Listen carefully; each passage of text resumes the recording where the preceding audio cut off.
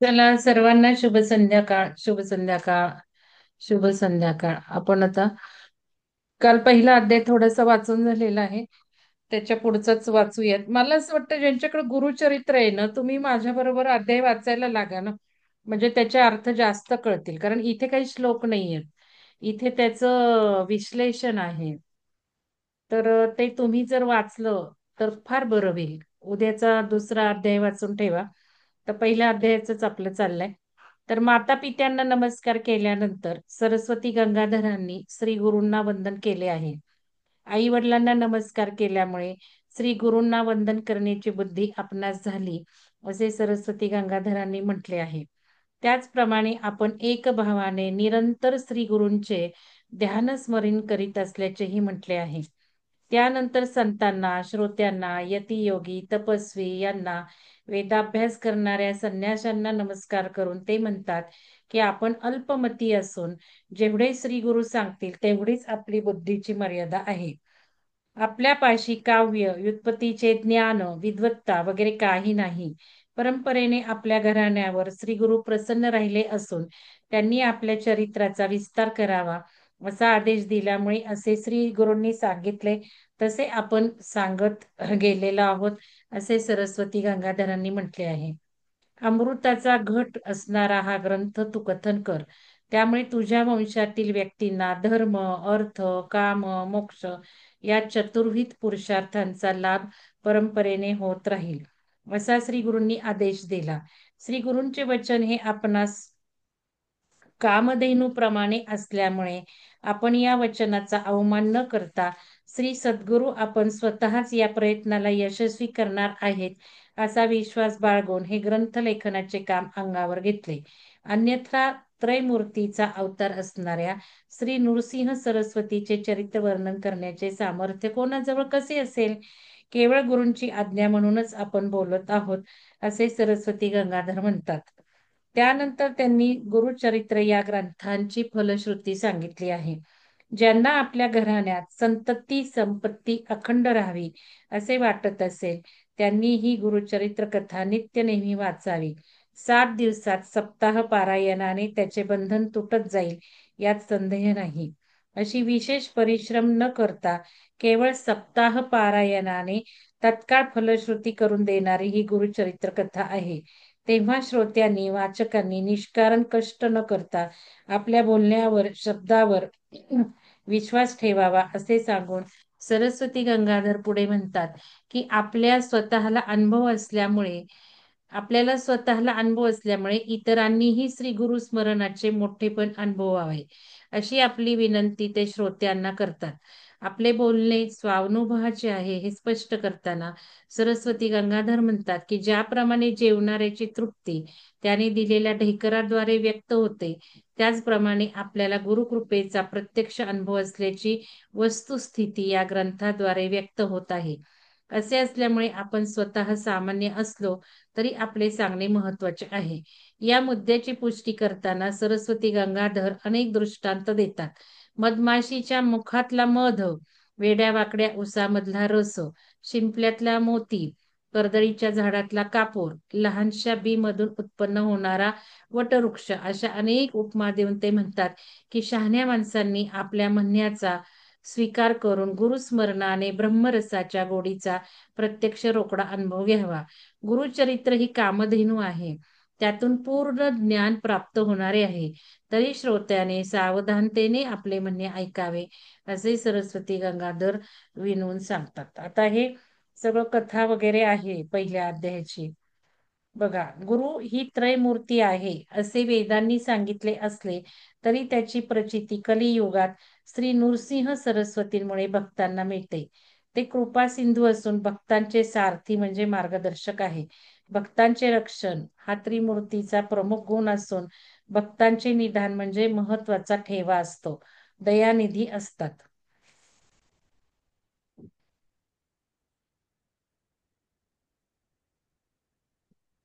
तर आता बघा श्री गुरुच आता ही टिप वाचते मी. टिप महत्वाची आहे. श्री गुरुचरित्र तुम्ही खरंच गुरुचरित्र असेल, साधी पोथी असते ना, सप्ताह पारायण करतात, ती आणा आणि वाचा त्या निमित्ताने. मग ती जर तुम्ही वाचली सकाळी आणि मग हे जर ऐकलं तर खूप छान होईल.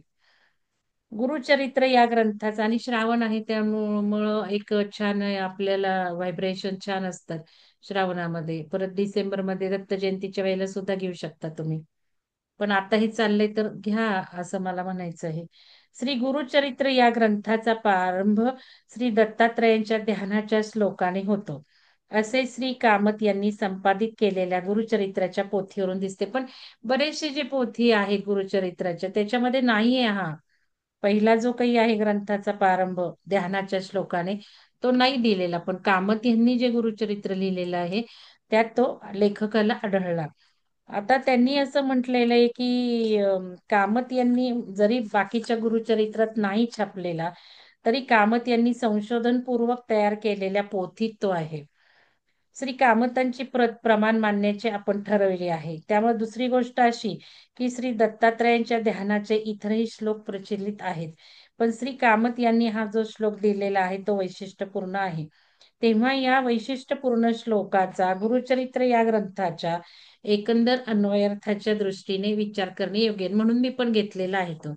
कारण हे खूप सुंदर आहे तो जो श्लोक आहे दत्तात्रयांच्या ध्यानाबद्दल म्हटलेला आहे.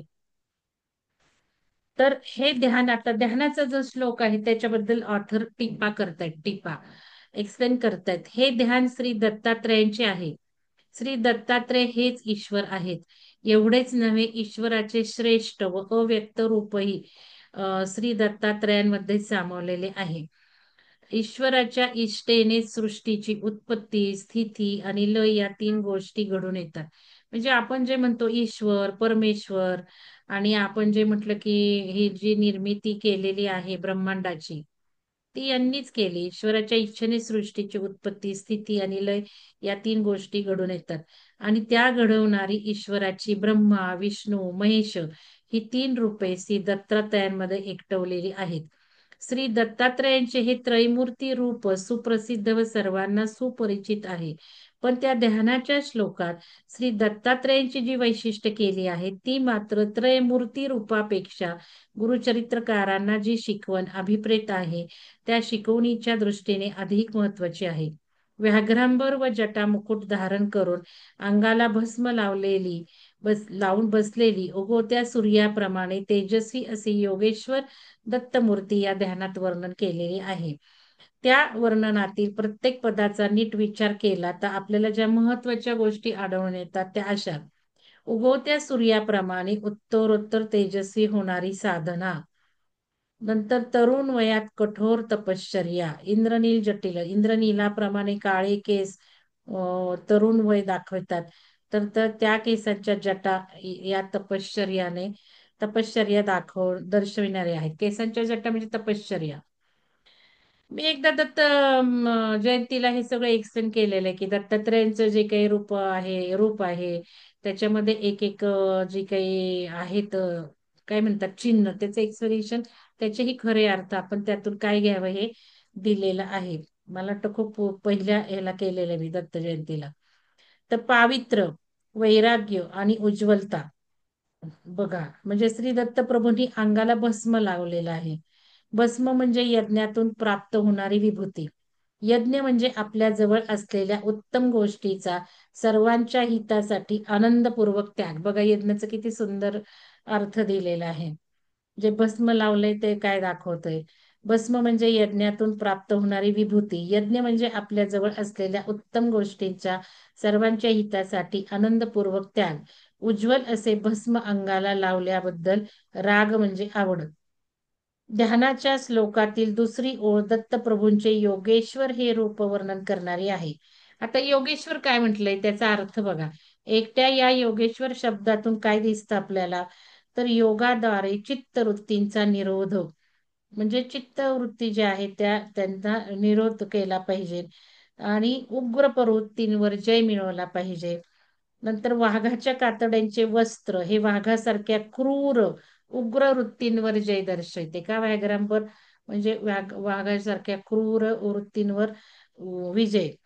आणि मनोवृत्तीची चंचलता मोडल्यानंतर शांत मनोवृत्ती अनाहत नादामध्ये लय पावलेल्या हे ध्यानातील श्रेष्ठ अवस्था.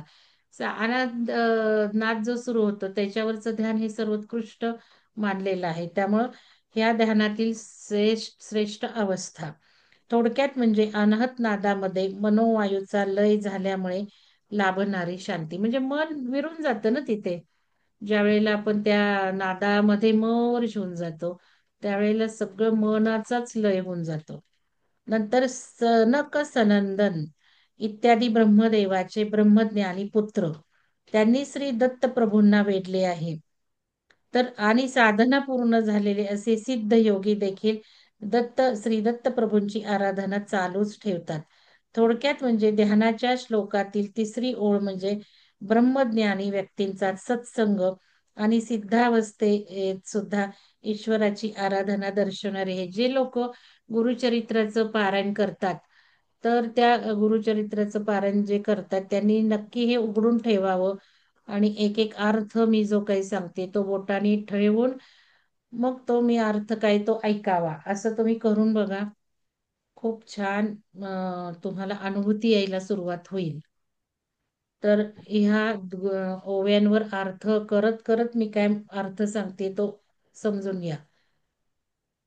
श्री दत्तात्रय हे ध्येय आहे. त्या ध्येयाचे मनामध्ये आनंदपूर्वक सतत स्मरण ध्यानाच्या श्लोकाच्या चौथ्या ओळीत दर्शवलेले श्री दत्तात्रय हे ध्येय आहे. त्या ध्येयाचे मनामध्ये आनंदपूर्वक सतत स्मरण ध्यानाच्या श्लोकाच्या चौथ्या ओळीत दर्शविलेले आहे. ध्यानाच्या वैशिष्ट्यपूर्ण श्लोकाखेरीज आता मंगलाचरण जे आहे त्या मंगलाचरणाच्या पहिल्या अध्यायात आणखी दोन ठळक गोष्टी आहेत. त्या म्हणजे देवदेवतांपासून श्रोत्यांपर्यंत सर्वांना केलेले वंदन आणि दोन नामधारकांनी केलेल्या सद्गुरूंचा 10वा या होत. ज्यांना वंदन केले आहे त्यात देव, ऋषी आणि पितर हे प्रमुख आहेत हे सहजच दिसून येईल. त्या तिघांचे ऋण फेडून प्रत्येक व्यक्तीने आपल्या जीवनात चतुर्विध पुरुषार्थाची सिद्धी करावी ही वैदिक धर्माची शिकवणूक आहे. आता बघा हा फार महत्वाचा आहे. सविता मॅडम व्हिडिओ बंद करा की. उठून बसा आणि सविता मॅडम उठून बसून ऐका. झोपून ऐकू नका हे दत्तचरित्र, गुरुचरित्र. हे अशा गोष्टी थोड्या लक्षात ठेवा. हे फार महत्वाचं आहे. हे नुसतं असं नाहीये की मी वाचते आणि तुम्ही ऐकताय असं ऐकू नका. बसून ऐका. आणि मी आता आज एवढंच घेणार आहे कारण उद्यापासून तुम्ही पोथी आणा. आणा पोथी. त्या निमित्ताने काही सगळं जे वाचतायत त्यांचं ठीक आहे पण काहींनी आणावी आणि ती पोथीचा अध्याय दुसरा वाचावा. मग मी हे सांगते ते ऐकावं. खूप तुम्हाला अनुभूती येणार आहेत असं मला वाटतंय. हे काही साधं आपण घेतलेलं नाहीये वाचन पुस्तक. यातून आपल्याला काही एक उंची गाठायची आहे आपल्या आध्यात्मिकतेची. बाकीचे जे नवीन लोक आलेत कुतूल म्हणून त्यांचं ठीक आहे. पण जे मला 2-2.5 वर्ष जोडलेले आहेत त्यांनी पोथी घ्या. श्रावणानिमित्त विकत घ्या. पोथीची काही किंमत जास्त नसेल. तर ते करा. म्हणून मी आज एवढंच घेणार आहे. उद्या दुसऱ्या अध्यायापासून आपण त्या पद्धतीने करू. कारण मला हे असं ह्याच्यातनं आलंय ते की अशा पद्धतीने घ्यावं. त्यामुळे ते तुम्ही तसं करा. जे काही आलेलं आहे आपल्याला त्यांचं ते आशीर्वाद ब्लेसिंग्स ऊर्जा देते आपल्याला. काय म्हणतात पहिल्याच दिवशी अनुभूती आली. हा आता हे झाल्यावर सांगा. आणि त्या मॅडम असतील तर त्यांनी पण सांगा थोडस. नाव नाही माझ्या लक्षात येत. काल कोणाचं नाव घेतलं होतं. येणार आहे अनुभूती खूप येणार आहे. कारण तुम्हाला सांगते मी जरा थोडस हे खुणा केल्यानं मगाशी त्याच वेळेला मला हे असं झालं की अशा पद्धतीने घ्यायचंय. आणि आत्ता मी हा पॅराग्राफ वाचताना सुद्धा मला काही इन्स्टिंक्ट्स आल्यात. या ज्ञानाच्या भांडाराला जोडायचं आहे हे समजून घ्यायचं आहे. म्हणजे ती चेतना वाढणार आहे. या गोष्टी लक्षात घ्या. नुसतं ऐकण्यासाठी नाही हा कार्यक्रम. तो नवीन लोकांसाठी आहे. जुन्या लोकांनी पोथी घेऊन बसा. ध्यानाच्या वैशिष्ट्यपूर्ण श्लोकाखेरीज मंगलाचरण आता हे झालं. आता बघा देव ऋषी पितर. देव ऋषी पितर यात्रे आणि सुचेता मॅडम असेल तुम्हाला आठवत असेल तर जरा सांगा. तुम्ही वाचलं होतं ह्याच्यामध्ये पुराणांमध्ये देव ऋण कसं फेडतात, ऋषी ऋण कसं फेडतात आणि पितरांचं ऋण कसं फेडतात हे तुम्ही शेवटी सांगा. देव ऋषी व पितर कारण मी हे वाचलं खून केली की लगेच माझ्या माझ्या मनात आलं की नाही हे परत आपल्याला रिवाइज केलं पाहिजे. कारण इथे ते ऋण फेडावं म्हटलेलं आहे. आणि आपण पुराणातनं वाचलंय पण प्रत्येक गोष्टी आपल्या लक्षात राहत नाही कारण आपण वाक्य लिहून ठेवत नाही ना. पण माझ्या डोक्यात इथे असतं की काय पॉइंट महत्वाचा होता. पण आता सध्या मेमरी एवढी साथ देत नाही. पण मलाही माहितीये की हे आपण वाचलेले आहे आणि माझ्या मनात हे वाचताना लगेच आलं नाही, हे आता फेडण्याची गरज आहे ना, आपल्याला मुक्त व्हायचंय की नाही, आपल्याला सगळं झिरो करून जायचंय की नाही. मग हे मनात आलं तर पुढे तेच म्हटलंय, लक्षात घ्या.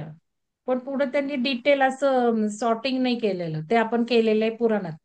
आणि ते सुचेता मॅडमनी वाचलेलं आहे का, वाचले नसेल किंवा मग त्यांनी असं म्हटलेलं आहे की छान कळलं आपल्याला यातून, देव असं ऋषी असं असं झालेलं आहे.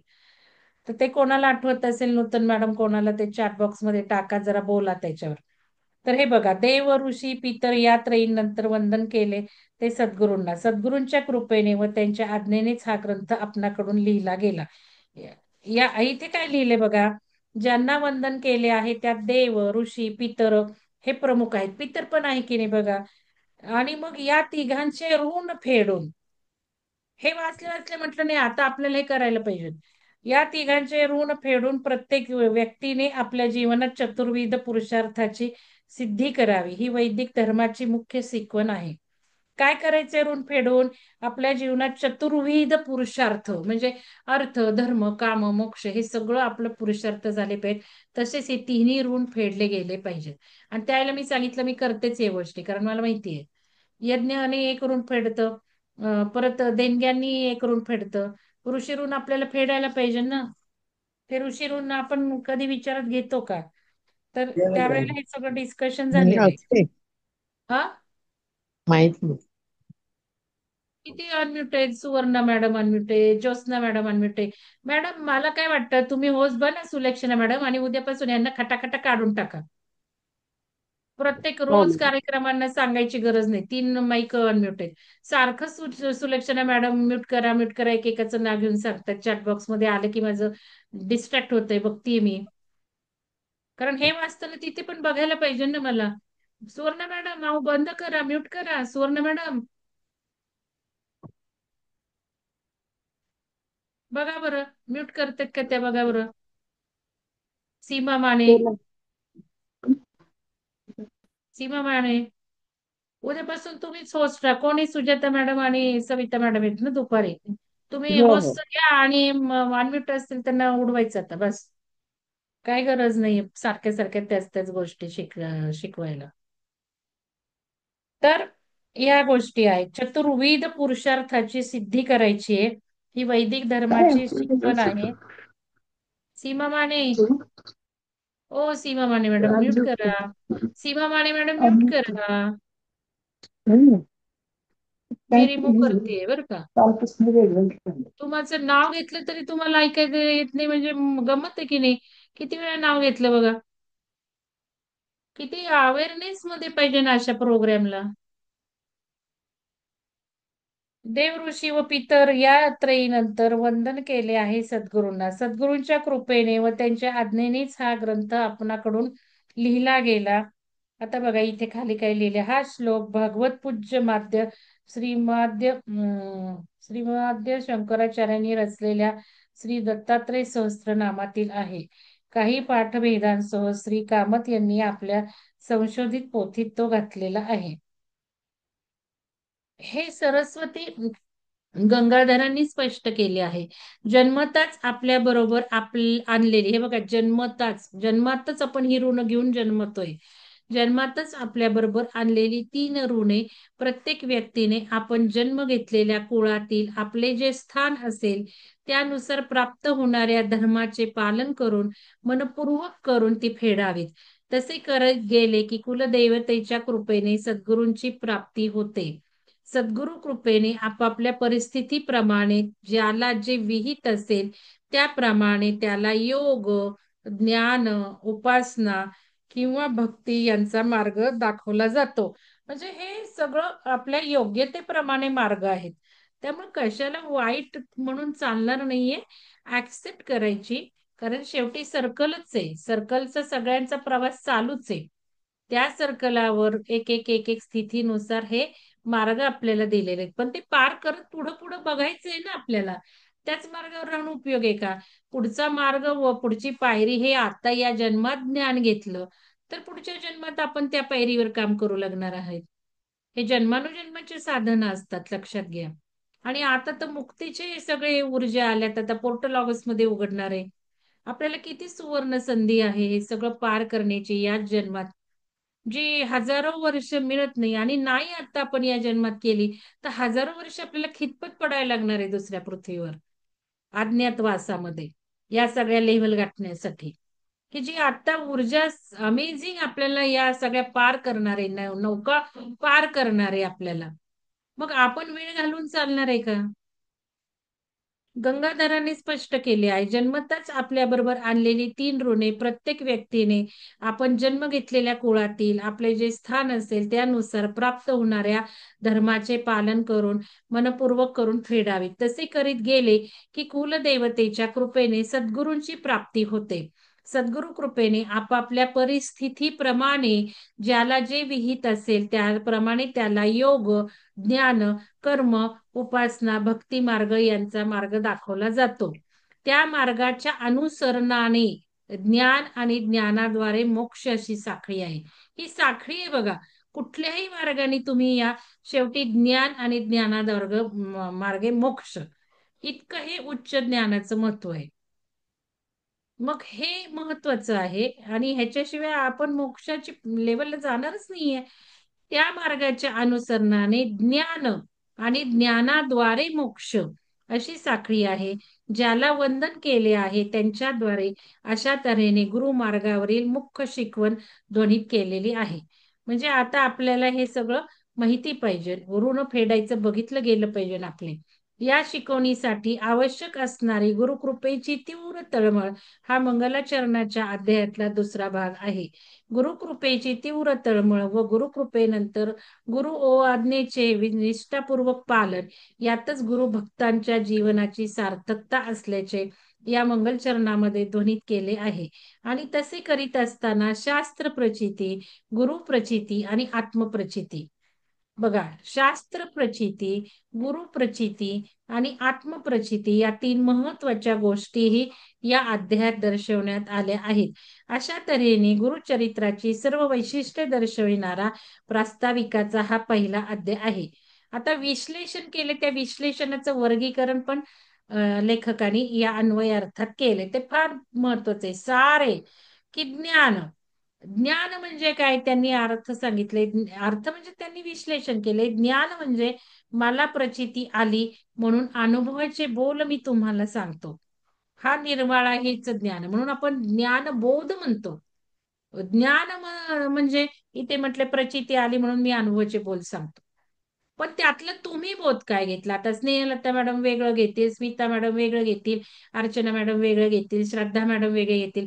ज्याची जी कुवत आहे, ज्याची जी पात्रता आहे, ज्याची जी चेतना आहे, त्याप्रमाणे तो बोध घेणार यातून. त्यामुळं मी तुम्हाला सांगते, एक वाक्य तरी तुम्ही लिहा प्रत्येक अध्यायाला, प्रत्येक सेशनला. नाही लिहिता आलं तर रेकॉर्डिंग बघा, नाही लिहिता आलं तर ते गुरुचरित्राची पोथी घ्या. आता 10 जणांनी अन्वय अर्थ घेतलंच आहे की माझ्या बरोबरीने तुम्ही वाचत चालला तर होणार आहे. नाही तर मग काय, घेतलाय ग्रंथ, घातले तर 800 रुपये ठेवलाय कुठं, असं नको ना त्याला. हीच वेळ आहे. आणि मला हे अजिबात भरभर घ्यायचं नाहीये. मला हे थोडं जरी झालं, एवढा मोठा ग्रंथ आहे, ठीक आहे, आता आपलं पहिलं आहे श्रावण, नेसेसरी नाही की आत्ताच हा याच श्रावणात संपला पाहिजे. आपण पुढच्या श्रावणात घेऊ, आपण डिसेंबरला दत्त जयंतीच्या वेळेला घेऊ. पण आपल्याला हे समजत समजत रिझवत रिझवत पुढे जायचंय. आणि तुम्ही, हा, एक मिनिट, तर तुम्ही हे आणा पोथी आज, वाचून घ्या पहिला अध्याय, दुसरा अध्याय वाचून घ्या. म्हणजे खूप सुंदर तुमच्या ह्या वाढणार आहेत, अनुभूती वाढणार आहेत बघा. ह्याच्या बरोबर ध्यानाची जोड तुम्ही दिली पाहिजे. 1 तारखेपासून आपण सुरू करतोय. तर हे जे काही तुम्ही अर्थ समजून घेणार आहात बंद कर ध्यानाच्या फोन वाजतो. वेळेवर, वीणा मॅडम बंद करा, अर्चना मॅडम बंद करा, म्यूट करा.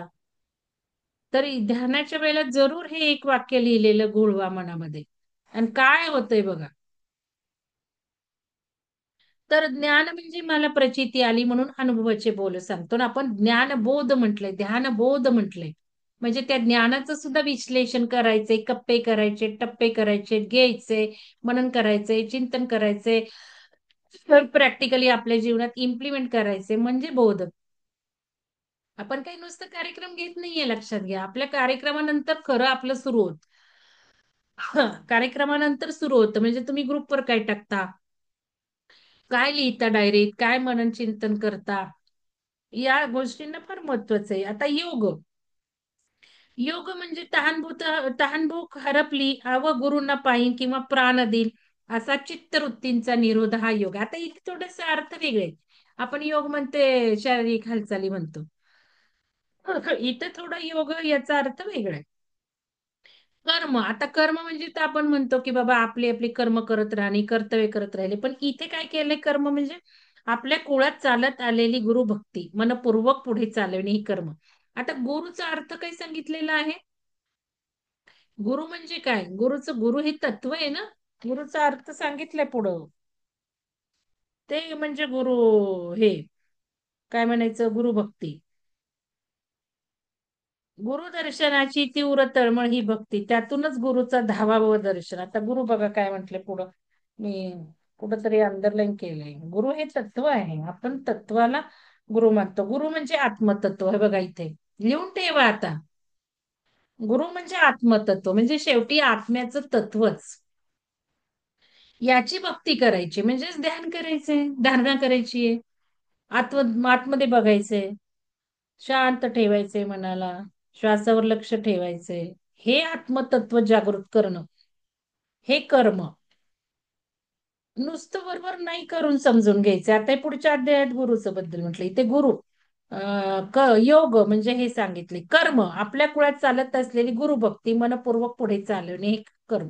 आता ठीक आहे, कुळात जर चाललंय असं तर असं करा. कुळात जे गुरु आहेत ते गुरुला फॉलो करा. किंवा आता इथे जे दिले आत्मतत्व ते श्रेष्ठ पायऱ्या आहेत ना, उच्च उच्च उच्च उच्च पायऱ्या. तुम्हाला कुठल्या पायरीचा आधार घ्यायचा आहे तो घ्या, पण घ्या तरी. काही न करण्यापेक्षा काहीतरी सुरुवात तर करा, पायऱ्या चढायला तर लागूयात. तर हे कर्म इथे दिलेलं आहे. म्हणजे आत्मतत्वाच्या बद्दल जे जे करतो ते सगळं पुढे चालवणं म्हणजे कर्म. रोजचं दैनंदिन संसार, पाणी भाजी करणे, वाढणे हे नाही. मुलांना वाढवणे हे नाही.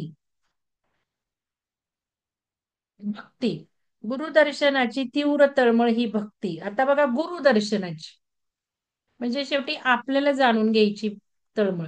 आपण कधी जाणून घेतो स्वतःला? ध्यानातूनच घेतो ना. मग तेथे सुद्धा पायऱ्या आहेत. आधी द्वंद्वातनं भक्ती करा, नंतर द्वंद्वातनं अद्वैतात या, अद्वैतातनं वननेस मध्ये या. ही भक्ती. मग आपले आपल्याबद्दल, आपल्या स्वत्वाबद्दल आत्मतत्व आपण जाणून घेतले का? आपण आपल्या आत्मतत्वावर भक्ती आहे का? आपल्याला सगळं आपल्याबद्दल कळावं, आपण त्याची काय पूजा करतोय. मानस पूजा बघितली, प्रत्येक चक्रांची पूजा आपण करतो. ही भक्ती इथे अपेक्षित आहे. गुरुदर्शनाची तीव्र तळमळ ही भक्ती म्हणजे आपलं अस्तित्व जाणून घेणं, आपलं सत्य स्वरूप जाणून घेणं, जे प्रकाशमय आहे. त्यातून गुरुचं धावावं दर्शन. गुरुचं दर्शन कसं होणार आहे? मग तुम्ही जर गुरु मानसिक व्यक्तीला मानलात तर ते दर्शन कसं होणार आहे? तुम्ही जर दत्तात्रय त्या नरसिंह स्वामींना मानलं किंवा आपलं श्रीपाद श्रीवल्लभांना मानलं तर दर्शन कसं होणार आहे? शेवटी तुम्हाला ते तत्वच दिसणार आहे. त्या तत्वात तुमची जिथे श्रद्धा आहे त्या स्वरूपातच दर्शन होतं नंतर. ह्या पण गोष्टी लक्षात घ्या. कारण आपल्याला हे तर समजलं पाहिजे की मला दर्शन होतंय म्हणजे काय, मी एकरूप झालीये ब्रह्मांडाशी. मी संपूर्ण ब्रह्मांड म्हणजे मी आहे. तो डोंगर मी आहे, पर्वत मी आहे, सगळं काही मीच आहे. हेच आहे गुरुतत्व आणि हेच आहे दत्तात्रय. लक्षात घ्या, दत्त तोच आहे. तुम्ही जर ठेवलं की तुमची दत्तात्रय तुम्हाला सगुण स्वरूपात दिसतील ना, तर हे पण त्या दर्शनाची तळमळ पाहिजे. आणि दर्शन लगेच होणार आहे का? चरित्र विषयक म्हणजे काय? श्री नृसिंह सरस्वती गाणगापूरच असताना त्यांचा महिमा चारी महाराष्ट्रात पसरला. महाराष्ट्र म्हणजे महाराष्ट्राच्या चौफेर पसरला, असा उल्लेख आलेला आहे. विषय मांडण्याची पद्धती काय? पौराणिक ऐतिहासिक कथा आहेत. आता गणेश, शारदा, ब्रह्मा, विष्णू, शिव यांची वर्णने आहेत. वामन, परशुराम, राम, ध्रुव, बळी, विभीषण यांचे दाखले, हा सर्व भाग पौराणिक आहे. सायन देवापासूनची कुळ परंपरा आहे. पितृ मातृ लोकातील पूर्वजांची माहिती आहे. त्या पूर्वजांवर गुरुकृपा होती हा भागही ऐतिहासिक आहे. आणि याचबरोबर मी माझंही सांगितलं तुम्हाला. माहिती आणि विवेचन. सरस्वती गंगाधर हाच नामधारक म्हटलंय बरं का. नामधारक म्हणजे लेखक सरस्वती गंगाधर, ज्यांनी लिहिलं ते गुरुचरित्र ते. व त्याने सद्गुरूंच्या आज्ञेने ग्रंथ लिहिला ही माहिती. तर आता दुसरा जो अध्याय आहे तो चारी युगांचे धर्म व संदीपकाची कथा. तर हे थोडस तुम्ही आणून ठेवा. आपण आज वाच करूया. तर काही कोणाला काही बोलायचं आहे त्यांनी सांगावं. हा, सुलक्षणा मॅडम काय अनुभूती आली सांगा. मॅडम, अनुभूती अशी आली की आपण हे एक अन्वयार्थ मिनिट तुम्ही. एक मिनिट व्हिडिओ सुरू करू शकता. हो, करते. आणि नंतर ते कोणाला आठवत असेल कुठले ऋण कसे फेडायचे तर ते पण सांगा. हो. हा बोला तर मॅडम. काय झालं की आपलं अजून ठरलं नव्हतं अन्वयार्थ तुम्ही कधी घेणार आहे. त्याच्या आधीच मी मागच्या महिन्यामध्ये श्री आपले नृसिंह सरस्वतींचं कारंजाला जाऊन आली दर्शनाला. तर त्याच्यानंतर लगेच तुम्ही सांगितलं की अन्वयार्थ आपल्याला घ्यायचा आहे म्हणून. पुस्तक फक्त आलं होतं तुमच्याकडे, पण डेट नव्हत्या काढल्या तेव्हा. आणि आता परवाचा दिवस ज्या वेळेस तुम्ही सुरू केलं, तर मला जवळपास 5 वर्षापासून मला पिठापूरला जायचं होतं, पण योगच येत नव्हता. काही ना काही अडचणीच येतच होत्या म्हणजे अशा. आणि जायला मला जमलंच नाही. तर जेव्हा आपण हे म्हटलं होतं ना, श्रीपाद श्री वल्लभ चरित्र, तेव्हा मला असं वाटलं की आता तरी आपल्याला जायला मिळेल, पण त्यावेळेसही योग नाही आला. पण परवाच्या दिवशी मला फोन आला माझ्या एका वहिनीचा, आणि ती म्हणाली की मला गुरुचरित्राचं पारायण करायचं आहे म्हणे, श्रीपाद श्री वल्लभांच्या पिठापूरला. तर मला सोबत कोणीच नाही, तर तू चलते का म्हणे. त्या दिवशीच तिने विचारलं, ज्या दिवशी आपण पहिला तुम्ही हा सेशन सुरू केलं त्या दिवशी. आणि मला कुठलीही अडचण नाही आली, आणि मी हो म्हंटल, घरातले पण हो म्हंटले, लगेच काल तिकीट पण झालं. तर हे इतकं महत्वाचा अनुभव मला आला. तेच मला सांगायचं होतं की कुठलं तिकीट प्रत्येकालाच झालं यायला मॅडम? सांग. हा. कुठलं तिकीट झालं? पिठापूर. अरे वा, किती सुंदर. हो, तर मला 5 वर्षापासून जायचं होतं, पण जमतच नव्हतं मॅडम. किती सुंदर. तर पहिल्याच हम्म. दिवशी मला तिचा फोन आला. तिला तर वेगळ्या कारणामुळे करायचंय पारायण, पण तिने मलाच कोणाला? विचारलं. माझी वहिनी आहे एक. कधी चाललंय मग? 31 ऑगस्टला. वा सुंदर. हो. मग काय म्हणजे सगळ्यांनी ऐका. 5 वर्षापासून जे माझं सुरू होतं जाणं, हो नाही हो नाही, प्रत्येकाने विचारलं, त्यावेळेस काही ना काही अडचणी आल्या, आणि आता त्या दिवशी आपोआप ठरलं, आणि काल तिकीट ते पण ते झालं. ध्यान करा बर का. हा, तर मला तेच पण महत्वाचं सांगायचं की आणि मला आम्हाला असं. जोडून घ्या, आपण सगळ्यांनी करू त्यावेळेला. हो मॅडम. आणि हम्म. मला हे पण करायचं होतं की जायचं नुसतं लगेच दर्शन घेऊन लगेच यायचं असं नव्हतं करायचं मला. मला तिथे हम्म. राहायचं होतं, शांतपणे ध्यान करायचं होतं. आणि ज्या ज्या एनर्जीज आहेत तिथे, म्हणजे ज्या जसं हम्म. दत्तांची तर आहे, तर मला हो. ते जोडून मला शांतपणे बसायचं होतं. तर योग असा आला की तिला 3 दिवस तिथे पारायण करायचंय, त्यामुळे मला वा सुंदर. शांतपणे तिथे राहायला खूप छान. मिळालं. तर ते बघा असं खूप कसं आहे. सुंदर अनुभव आला मॅडम लिहून मला. ठेवा हा, मॅडम. हो हो हो. सगळ्यांनी वहीत लिहून ठेवायचंय हे चालू असताना काय काय घडतंय. तुम्ही थँक्यू मॅडम. जेवढं मी सांगते त्या पद्धतीने करणार आहात तेवढ्या तुम्हाला अनुभूती येणार आहेत. हो, मला आता म्हणजे जबरदस्त मला आली. मला तर प्रोग्राम लॉन्च झाल्या झाल्या तुम्हाला सांगितलं ना कसं कसं काय काय झालं ते. हो ना, खरंच आहे. तर सगळ्यांनीच लिहा. ठीक आहे, पाच अजून कोण? वर्षापासून तर माझे प्रयत्न चालू होते, ते पूर्ण झालं आज.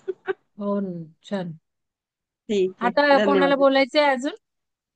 कोणाला ते ऋषी ऋण कसं फेडायचं, पितृ ऋण कसं फेडायचं, देव ऋण कसं फेडायचं आठवत आहे? नाही तर इंटरनेटवर टाका लगेच कोणीतरी. नूतन मॅडम आठवते का? बर ठीक आहे, मी इंटरनेटवरनं बघून सांगते. चला, आता कोणाला काही विचारायचं नसेल तर मी बंद करते.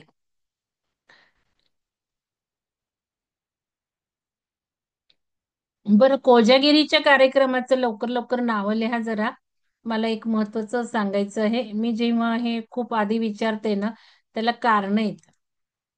मी जेव्हा खूप आधी प्रोग्राम हे करते ना त्याला काही कारण असतात. आणि फी पण ज्या वेळेला मी भरायला सांगते त्यावेळेला पण काही कारण असतात. कारण आपण ज्या वेळेला आधी संकल्प संकल्पाचं जसं महत्व तुम्हाला कळत चाललंय, तसं मी जे काही तारखा देते किंवा काय म्हणते, त्यावेळेला तुम्ही ठरवणं अपेक्षित असतं. ह्याचा आपण सगळ्या दृष्टीने तत्वानुसार विचार करू. जेव्हा आपण खूप दृढतेने प्लॅनिंग पूर्वक डिसिजन घेतो, त्यावेळेला ते आपलं जलतत्व पृथ्वी तत्वात होतं. पण ज्या वेळेला तुम्ही त्या डेडलाईन क्रॉस करता, अचानक ठरता, जेवढ्या उशिरा ठरवता, तेवढं तुम्ही ते वायू तत्वात, अग्नी तत्वात कामं करत राहतात. आणि याची फळं खूप कमी आहेत. त्यामुळं खूप तुम्ही बघा, काही जरी आधी ठरवलं तुम्ही, ऐन वेळेला तुम्हाला काही प्रॉब्लेम आले, कॅन्सल करणं, न येणं, न करण्याचा निश्चय करणं, ह्यानी काही तोटा होणार आहे का? काहीच तोटा होणार नाही. पैसे काही तुमचे कुठं जात नाही. मी 10-10 रुपये परत करते चुकून, जरी विहंगमच्या खात्यात आलेले आहेत तरी. तर तो काही इश्यू नाही की तुम्ही पैसे भरले तर तुमचं जाईल कुठं. दुसरं असं की अवेअरनेस पण राहतो ना, की मी सांगितलंय तुम्हाला फी भरायची आहे. तुम्ही त्याला उत्तर दिलं पाहिजे, मला प्रॉब्लेम येतोय, मला अडथळा आहे. हे काही न करणं म्हणजे सुद्धा अवेअरनेस नाही. त्या ह्याला मान न देणं आणि म्हणजे ऐन वेळेला काही करणं, यांनी तत्व बिघाड होणार आहे तुमचा. त्यामुळे लाभामध्ये बिघाड होणार आहे. या गोष्टी तुम्ही खूप शिका. ऊर्जा जर कळायला लागल्या ना तुम्हाला, की खूप गोष्टी कळायला लागणार आहेत. तर ऊर्जा जर तुम्ही बघितली, एनर्जी जर बघितली, तर त्याच्यात टाइम फॅक्टर असतोच. I²RT अशी ऊर्जा असते. करंट जर फ्लो असेल वायर मधला, तर त्याचा स्क्वेअर इंटू टाइम. मग टाइम जर कमी असेल तर ऊर्जा कमी नसणार आहे का? म्हणून टाइम जास्त, आधी वेल प्लॅन. का कोजागिरीचा प्रोग्राम लॉन्च केलाय? तुम्ही जर पुढच्या महिन्यात डिसिजन घेतला तर तुमची तेवढी एनर्जी कमी होणार आहे. या गोष्टी शिका. पुढचं सगळं एनर्जी युग येतंय, लक्षात घ्या. तुमची एनर्जी जेवढी तेवढ्यावरच तुम्हाला बाकीच्या गोष्टी मिळणार आहेत. त्यामुळं मी सांगतेय त्या गोष्टी, मी काय प्रत्येक गोष्टी बारीक सारीक शिकवू शकत नाही. फक्त अवेअरनेस मध्ये राहत चला. ऐन वेळेला बदल केले त्याच्यामध्ये तोटा काही तुम्हाला नाहीये. या दृढ निश्चयानेच करा. निर्मल मन, निश्चल मन, बाकी सब मिट्टी है. बस आपलं निर्मल मन, निश्चल मन दृढ पाहिजे. आपल्यामध्ये संकल्प शक्ती पाहिजे. हे युग संकल्प शक्तीच सुरू झालंय. संकल्प शक्तीनेच तुम्हाला काही मिळवता येणार आहे. ग्रुपमधूनच मिळवता येणार आहे. त्यामुळे ग्रुपमध्ये ज्या काही डेडलाईन्स दिल्या, ज्या काही म्हटलेलं आहे, ते फॉलो करायला शिका. यामध्ये सगळ्या जुन्या लोकांचा सुद्धा बदल व्हायला हवाय. नवीन लोक ठीक आहे, नवीन लोकांना बऱ्याच गोष्टी माहितीच नाहीये. तर नवीन लोकांनी आयुष्य बदलाचा अत्याधुनिक शास्त्र भाग 1 केरावा. प्रत्येक क्षणाला, कारण ऊर्जाच कळली नाही तर काय करणार? त्या कोर्समध्ये ऊर्जा आहे. परवा मी प्रश्न टाकला होता ध्यान ग्रुपवर, की आयुष्य बदलाचं कोणत्या नवीन नवीन लोकांनी रजिस्टर केलंय, त्याला उत्तर काही दिली आहेत का? ध्यान ग्रुपच्या कोऑर्डिनेटरनी मला जरा सांगा. त्यांची मीटिंग घ्यायची होती, म्हटलं माझ्या लक्षात नाही आलं कोणी कोणी, म्हणजे मी बघितलं नाही अजून. नावं आलीत नाही आलीत, म्हणजे मी इथे अधिक ज्ञान द्यायला तयार आहे, पण तिथे कोणी ते पॉझिटिव्हली दोन घेतलेलं तीन नाही. नावं आली. आली आहेत ना? तो जरा हो मॅडम. मेसेज तो जरा मेसेज मला कोणीतरी टाका, मीटिंग घेऊन टाकते मी त्यांची एक. कारण हे महत्वाचं शास्त्र त्यात एक्सप्लेन केलेलं आहे भाग 1 मध्ये. तर आता आयुष्याचा सिनेमा बदलायला पाहिजे. मग त्या नवीन लोकांना मला सांगायचंय कसा सिनेमा करा आयुष्याचा, तो किती महत्वाचा आहे. आणि व्हिज्युअलायझेशन किती महत्वाचं आहे, त्यातले टेक्निक्स किती महत्वाचे आहेत, त्याने ऊर्जा कशी बदलते, त्याने आपलं मॅग्नेटिक फील्ड कसं बदलतं, आपलं आयुष्य आपण कसं बदलू शकतो. तर त्या मॅडम मला एक म्हटल्या होत्या मला सांगायचे, आणि त्या मला दिसतच नाहीयेत खरं. गवळी मॅडम आहेत का? ठीक आहे, चला. तर हे सगळ्या नवीन लोकांना परत एकदा मी माहिती देत आहे. आणि तत्व हे सगळ्यात लक्षात घे, एनर्जी सुद्धा तत्वानीच असते ना. ब्रह्मांडच पंचतत्वांनी भरलेलं आहे. आणि आपल्याला तत्वच सोडायची आहेत आता. त्यामुळं आपल्याला महत्वाच्या गोष्टी आता तत्व बघून करायला लागायच्या आहेत. जास्तीत जास्त आयुष्याचा पोत सुधारायचा असेल, साधनेचा पोत सुधारायचा असेल, आपण पहाटेच्या ध्यानातून तत्व बदलायला शिकलोय. मुद्रा आपण शिकलो, मुद्रांनी तत्व बदलायला शिकलो, आणि अजून याच्या पुढची एक स्टेप गाठायची, क्षणात तत्व बदलायला शिकवणार आहे मी तुम्हाला. पण त्याचे टप्पे आहेत ना. मुद्राच जर आल्या नाहीत, मुद्रांनीच तत्व बदलता आले नाहीत, श्वासांनीच नाही आले, तर मग पुढच्या एका क्षणात कशी तत्व बदलणार? कारण मला आत्ता काम करायचंय, माझं तत्व जलतत्व पृथ्वी तत्व मी पटकन केलं तर मला त्याचे हे स्थिरता येणार आहे, लाभाची, परिणामांची. तर खूप अवेअरनेस सुद्धा त्याला वाटला पाहिजे, कारण त्या क्षणात तत्व बदलायला या सगळ्या फिंगरमध्येच आहेत ना.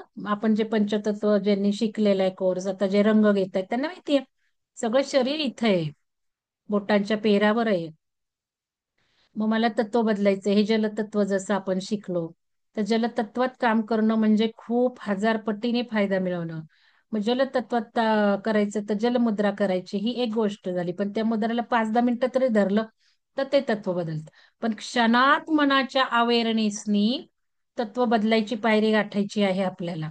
म्हणून अवेअरनेस फार महत्वाचं आहे. ग्रुपवर काय चाललंय, रिस्पॉन्स देणं, उत्तर देणं, योग्य वेळेत देणं, हा अवेअरनेस नसला तर हा अवेअरनेस कधी गाठणार आहे? इथे हे जे सगळं जलतत्व आहे, जलतत्वाचं चक्र स्वाधिष्ठान चक्र आहे. मला मुद्राला 5-10 मिनिटं लागतील त्या स्वाधिष्ठानाच्या जलतत्वाला स्वीकारताना, माझ्या श्वासातून 5-10 मिनिटं असतात का काही वेळेला काम करताना? मग माझा अवेअरनेसनी मी सगळा इथला एनर्जी फ्लो बदलू शकते. माझा अवेअरनेस असला तर मला आधी एनर्जी कुठं वाहते तेच तर कळलं पाहिजे. इथे वाहतीये का, इथे वाहतीये का, इथे होतीये वाहतीये. या एनर्जी पण बदलायच्यात आपल्याला शरीरातल्या. तर विपश्यना करा. विपश्यना 2दा केली तर तुम्हाला थोडं थोडं कुठंतरी ते व्हायब्रेशन जे काही आहे चालू, ते 2-3 करावे लागतात. पण आपण जे ध्यान पद्धती करतोय त्यांनी लवकर या लेवल गाठणार आहेत. कारण आपण इंटिग्रेटेड थिअरी करतोय, सगळ्या एकत्र कॉम्बिनेशन करतोय ध्यानामध्ये. आता पहाटेचं ध्यान 1 तारखेपासून सुरू होणार आहे बघा. नवीन लोकांनी अजिबात कंटाळा करू नका. 4:30ला उठा, ध्यान करा, आणि हे गुरुचरित्र प्लस ध्यान, अमेझिंग तुम्हाला अनुभूती येणार आहेत. चला, धन्यवाद. उद्या भेटूयात. अध्याय दुसरा वाचून घ्या तवर, श्लोकांमधला. नाही तर अजून एक काम करता येईल, की ज्यांच्याकडे आहे ते फोटो टाकू शकतील उद्या दुसऱ्या अध्यायाचा. शारदा मॅडम आहेत का? असंही करा. ग्रुपवर असेल हे अध्याय दुसरा, तर त्याच्यावरून हो हो सगळे तुमच्याकडे आहे का शारदा मॅडम पोथी? आहे ना, आहे ना. हा, मग दुसरा अध्याय आहे, पोस्ट मी करा की. घेतली ना. हो दुसरा हो अध्याय पोस्ट करा की, फोटो टाका. हा, हो हो हा, ठीक आहे, हो. चालेल. मग तसंही करून घ्या. बघू आपण उद्या काय होतंय त्या पद्धतीने. उद्या कार्यक्रमाच्या आधी अध्याय दुसरा वाचून घ्या. चला, धन्यवाद.